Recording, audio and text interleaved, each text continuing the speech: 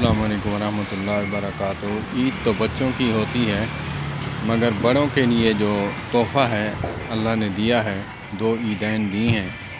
یہ تحفہ آقا کریم علیہ الصلاۃ والسلام کے آنے کے بعد ہمیں ملا، اور یہ بچوں کی عید ہے، کپڑے نئے پہننا اور خوشیاں منانا،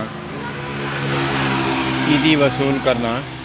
اور بڑوں کا جو ہے وہ بتاتے ہیں کہ بڑوں کے لیے نئے کپڑے بھی پہنے، مگر سب سے زیادہ اہم جو ہے وہ ہے توبہ کا دن، اور غریب ہمسایہ اور رشتہ دار اس کا خیال کر کے چلنا، تاکہ ہماری عید منظور مقبول ہو جائے۔ اگر ہمارا پڑوسی یا بھائی یا رشتہ دار بغیر عید کے دن گزار گیا تو ہماری عیدیں ضائع ہو گئیں، اللہ پاک ضائع ہونے سے بچائے۔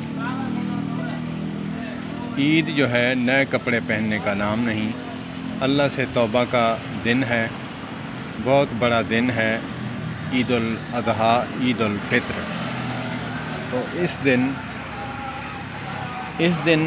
ایک سیرت کا گوشہ بیان کرنا چاہتا ہوں۔ عید کی طرف آقا کریم علیہ الصلاۃ والسلام تشریف فرما تھے، راستے میں کچھ بچے کھیل رہے تھے، ایک بچہ رو رہا تھا، تو ہمارے شفیق پیغمبر، ہمارے رحیم رؤوف الرحیم پیغمبر حضرت محمد صلی اللہ علیہ وآلہ وسلم نے دیکھا۔ ہماری نظر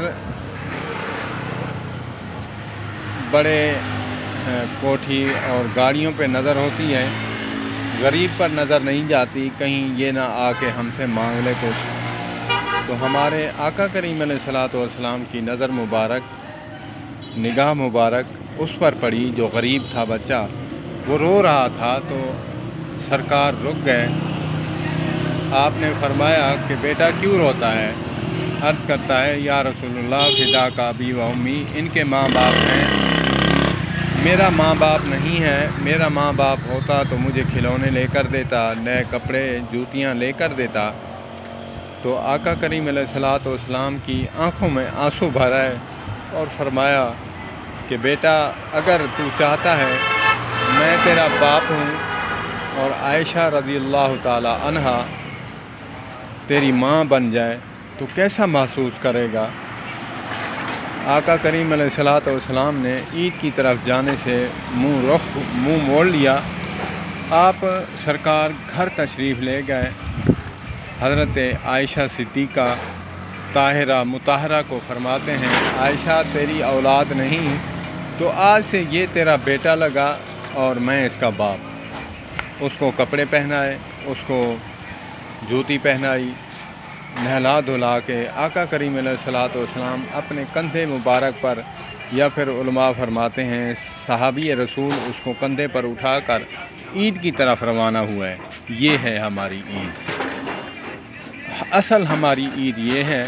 اور ہماری عیدیں جو ہم گزار رہے ہیں اس کو ہم دیکھیں، وہ عیدیں ہم کیسے گزار رہے ہیں، اپنا محاسبہ خود کریں۔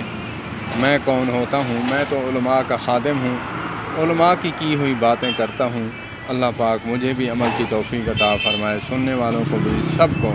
والسلام علیکم ورحمۃ اللہ۔